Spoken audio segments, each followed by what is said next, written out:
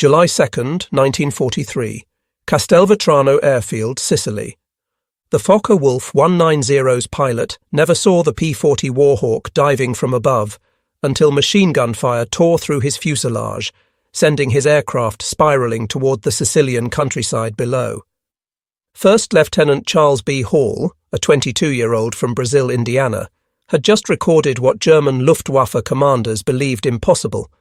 A black pilot had shot down one of their elite fighter aircraft. The swastika painted on Hall's P-40L Warhawk that afternoon would become the first of 112 enemy aircraft destroyed by the men the Germans would reportedly come to call Schwarze Vogelmenschen, the Black Birdmen. In Nazi Germany, racial doctrine classified black people as Untermensch, subhuman, incapable of mastering complex machinery or demonstrating courage in combat. The Nuremberg laws had forbidden marriages between Germans and people of African descent. Yet here, above the Mediterranean skies, that ideology was about to collide catastrophically with reality, as 992 trained pilots from Tuskegee, Alabama, would systematically demolish both German aircraft and German assumptions about racial superiority.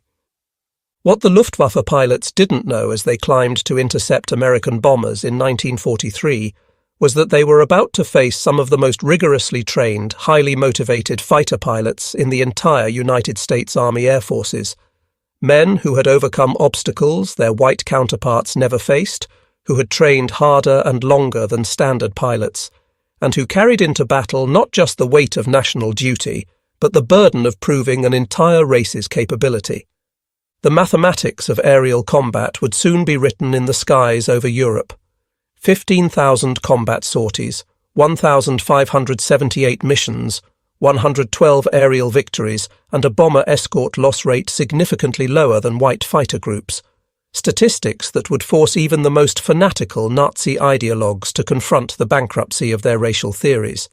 The journey toward that first aerial victory began not in combat, but in the hostile environment of American segregation. In 1925, the U.S. Army War College had published a report titled Employment of Negro Manpower in War that concluded, "Compared to the white man, he is admittedly of inferior mentality. He is inherently weak in character." This official military assessment claimed that black soldiers lacked the intelligence for technical roles and the courage for combat leadership. Yet even as military leaders clung to these prejudices, a small group of black Americans was already proving them wrong. Eugene Bullard had flown for France in World War I because America wouldn't let him serve. Bessie Coleman had earned her pilot's license in France in 1921 when no American flight school would accept her. By the 1930s, the Coffey School of Aeronautics in Chicago had trained dozens of black civilian pilots, demonstrating that flying skill knew no racial boundaries.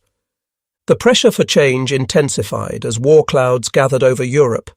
Civil rights leaders like Walter White of the NAACP, Labour leader A. Philip Randolph, and Judge William H. Hastie lobbied relentlessly for black inclusion in military aviation.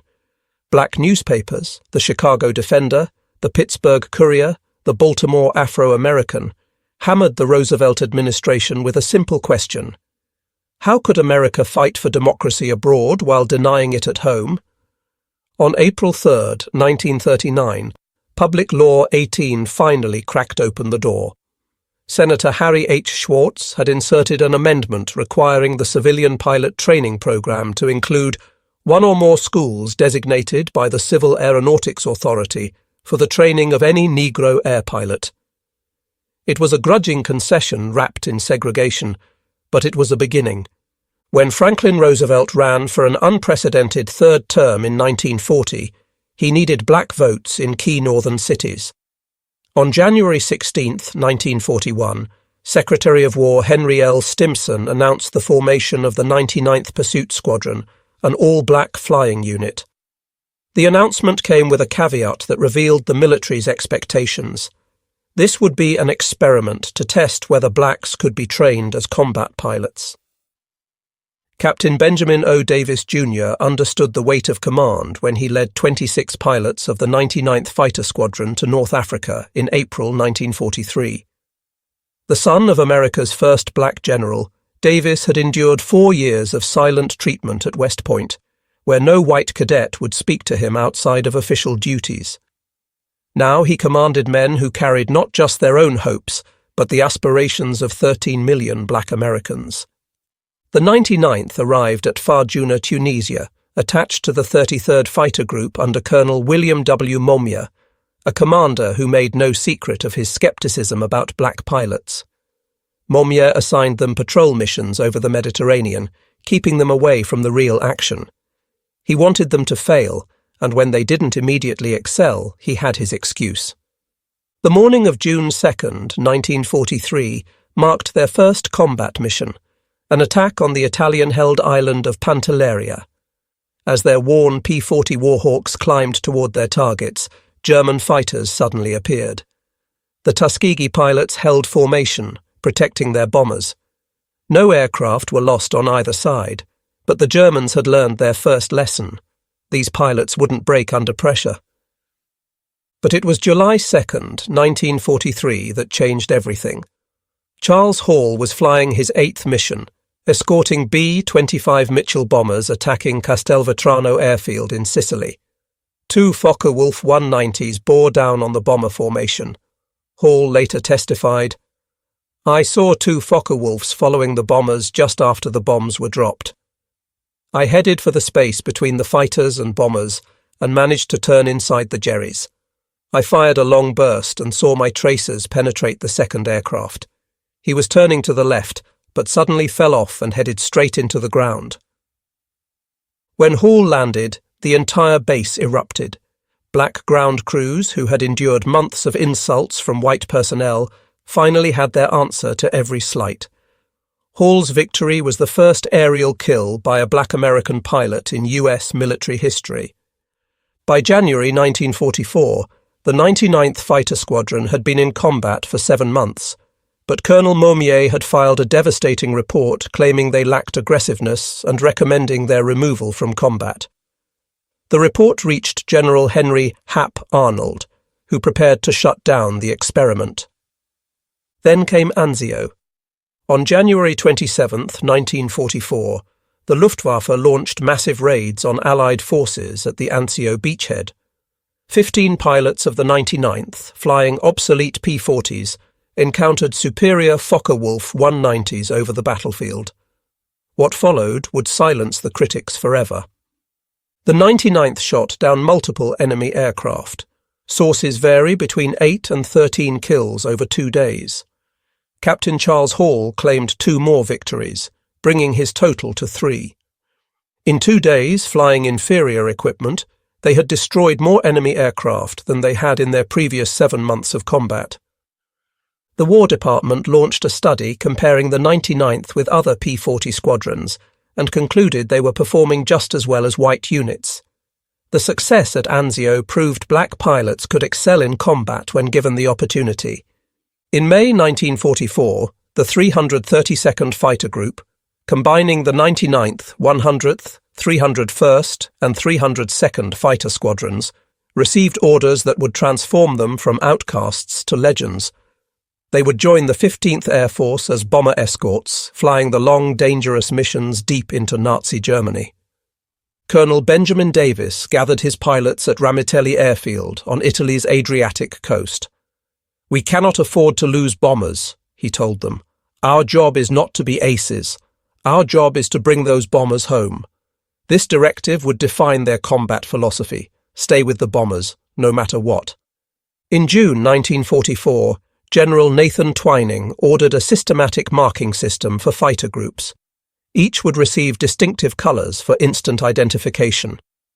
The 332nd was assigned red, not just red noses or red bands, but entire tail sections painted crimson. The P-51 Mustangs, with their red tails, red propeller spinners, and red nosebands, became instantly recognisable. The first bomber crews to receive red tail escorts didn't know their protectors were black. They only knew that these fighters stayed close, never abandoning them for easy kills. Word spread through the bomber groups. Request the red tails if you can get them. July 18, 1944, would test the red tails like never before. Colonel Davis led 66 Mustangs to rendezvous with bombers targeting the Luftwaffe base at Memmingen, Germany. The bombers were late. Davis made a crucial decision: orbit in enemy territory rather than return to base. When the bombers finally appeared, so did the Luftwaffe, approximately 100 German fighters attacking from multiple directions. The Germans had learned that overwhelming numbers might break the red tail's protective screen. Despite fierce defence by the 332nd, who claimed 11 to 12 victories, 15 B-17 fell to enemy fighters in 20 minutes of savage combat. The 332nd lost 3 pilots, Lieutenants Robert Hutton, Wellington Irving and Alfred Brown. Critics claimed the high bomber losses proved black pilots couldn't handle major battles. But operational analysis revealed the truth. The 332nd had arrived at an impossible situation with massive German forces already engaging the bombers. They had prevented complete disaster. By March 1945, the Luftwaffe's conventional fighters could barely challenge Allied air supremacy. But Germany had one last card: the Messerschmitt Me-262, the world's first operational jet fighter. With a top speed of 540 miles per hour, it could outrun any propeller-driven aircraft. On March 24, 1945, the 332nd Fighter Group received its most challenging assignment: escort bombers 1,600 miles round trip to Berlin to attack the Daimler-Benz tank factory. Intelligence warned that Me-262s from Jagdgeschwader 7 would defend the target. Colonel Davis led 43 P-51 Mustangs into the heart of the Reich. As they approached Berlin, Me-262s appeared, the largest jet fighter force ever assembled for a single interception. Lieutenant Roscoe Brown had studied the jets' weaknesses. "We knew the German jets were faster than we were. Instead of going directly after them, we went away from them and then turned into their blind spots," he explained. Brown shot down one Me-262, reporting, "I pulled up at him in a 15-degree climb and fired 3 long bursts from 2,000 feet at 8 o'clock to him. Almost immediately, the pilot bailed out from about 24,500 feet. Lieutenant Earl Lane performed what many considered impossible, shooting down an Me-262 with a 2,000-yard deflection shot using the new K-14 computing gun sight. Lieutenant Charles Brantley claimed the third jet victory that day. The destruction of 3 Me-262s in a single engagement represented more jets than most fighter groups would destroy in the entire war. The Red Tails had just exceeded the total of all previous American Me-262 kills in one afternoon. The 332nd Fighter Group earned a distinguished unit citation for this mission. Not all encounters between Tuskegee Airmen and Germans ended in victory. 32 pilots became prisoners of war, and their experiences revealed complex interactions between Nazi ideology and military reality. Lieutenant Alexander Jefferson was shot down on August 12, 1944, during his 19th mission. His P-51 took flak over southern France while strafing radar installations. At his interrogation, the German officer had extensive intelligence about the 332nd Fighter Group. The interrogator had information about Ramitelli Airfield, about our squadron commanders, even details about my parents' home in Detroit, Jefferson recalled. He knew my father was a teacher and my mother's maiden name. Their intelligence was frighteningly thorough. Inside Stalag Luft 3, Jefferson found himself treated like any other American officer. White POWs from bomber crews often approached him with gratitude for red tail protection. These interactions, impossible in segregated America, occurred naturally in German prison camps. The irony wasn't lost on Jefferson. Here I was in a Nazi POW camp, being treated more equally by white Americans than I would be back home. When the war ended and Jefferson returned to the United States, he was immediately segregated at the disembarkation point. While German pilots reportedly acknowledged the Red Tail's skill with the nickname Schwarze Vogelmenschen, American bomber crews became their most vocal champions. These men, who faced death on every mission, cared nothing about race, only survival. Bomber crews developed their own mythology about the Red Tails. Stories spread about their distinctive flying style, the way they waggled their wings in greeting, their tight formations, their refusal to abandon damaged bombers. Red Tail Angels became the bomber crew's name for them. The statistics supported the bomber crew's preferences. Research by Air Force historian Dr. Daniel Hallman revealed that bombers under 332nd Fighter Group escort lost only 27 aircraft to enemy fighters, compared to an average of 46 for other P-51 groups of the 15th Air Force. This superior protection rate occurred despite the Red Tails flying some of the longest and most dangerous missions of the war. By war's end, the Tuskegee Airmen had compiled a combat record that demolished every pre-war assumption about black military capability. Combat operations: 1,578 combat missions flown, 15,000 plus individual sorties completed, 179 bomber escort missions, 311 missions for the 15th Air Force, enemy aircraft destroyed, 112 enemy aircraft destroyed in aerial combat, 150 enemy aircraft destroyed on the ground, 3 Me-262 jet fighters shot down on March 24, 1945.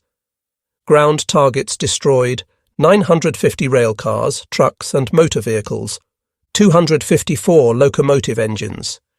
TA-22, former Italian destroyer Giuseppe Missori, damaged beyond repair on June 25, 1944. Protection record: 27 bombers lost to enemy fighters, versus 46 average for other groups. Superior protection rate maintained across 179 escort missions. Individual achievements: Lee Archer, 4 confirmed victories. Joseph Ellsbury, 4 victories, including 3 FW-19s on July 12, 1944. Edward Toppins, 4 victories. Clarence Lester, 3 kills in 1 mission, July 18, 1944. Decorations earned: 96 Distinguished Flying Crosses, 332nd Fighter Group pilots, 744 Air Medals, 14 Bronze Stars, 8 Purple Hearts, 3 Distinguished Unit Citations for the 99th Fighter Squadron, 1 Distinguished Unit Citation for the 332nd Fighter Group. Human cost: 66 pilots killed in action, 32 pilots captured as prisoners of war, 84 killed in training and non-combat missions. The transformation from mockery to respect wasn't just about courage. It reflected superior American training methods and technological advantages the Red Tails wielded with precision. At Tuskegee, pilots flew more hours than their white counterparts, 300 compared to 200 for white pilots. They practiced formation flying obsessively, knowing that in combat, discipline would be their edge. The washout rate at Tuskegee was 60% compared to 40% for white cadets. Only the very best survived the program, creating what Colonel Noel Parrish, Tuskegee's commander, called a super-selected group. The progression through aircraft types told its own story. The 99th began with hand-me-down P-40 Warhawks, already obsolete when they arrived in North Africa. These liquid-cooled Allison engine fighters were inferior to German Bf-19s and FW-19s in almost every performance metric. Yet the Tuskegee pilots used the P-40's superior turning ability and rugged construction to hold their own. The arrival of P-51 Mustangs in July 1944 transformed the Red Tails into equals of any fighter unit in the war. The North American P-51D Mustang represented American industrial perfection. Its Packard-built Merlin engine gave it a top speed of 437 miles per hour. Its 6.50 caliber machine guns could destroy any aircraft. Most importantly, its range, over 1,600 miles with drop tanks, allowed it to escort bombers anywhere in the Reich. Behind every pilot who shot down a German aircraft stood dozens of support personnel, mechanics, armourers, crew chiefs, who kept the red tails flying. Of the approximately 16,000 Tuskegee Airmen who served, fewer than 1,000 were pilots. The rest were the unsung heroes who made victory possible. The ground crews worked miracles with limited resources. Ramitelli Airfield in Italy was primitive compared to other American bases. Spare parts were scarce, with the 332nd often last in line for supplies. Yet their aircraft availability rate, the percentage of planes ready for combat, equaled or exceeded that of white units. These ground crews also faced combat. German raids on Ramitelli were rare but deadly. On March 24, 1944, a German bombing raid killed several support personnel. The men continued working through the attack, pulling aircraft away from burning fuel dumps. The strategic bombing campaign over Europe provided the ultimate testing ground for the Tuskegee Airmen.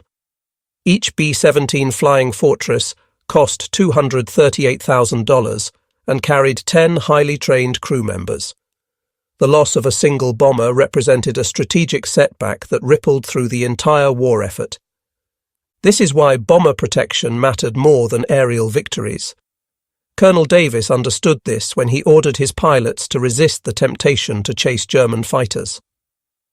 "Anyone can shoot down a fighter if they abandon their post," he said.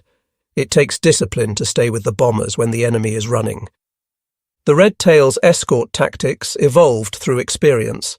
They developed a three-layer defense: close escort weaving directly above the bombers, medium escort positioned to intercept incoming fighters, and high escort watching for diving attacks.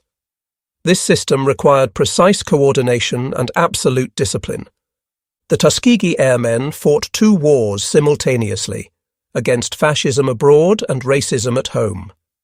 Their combat record challenged both Nazi racial ideology and American segregation, proving that excellence in aerial combat transcended racial categorization.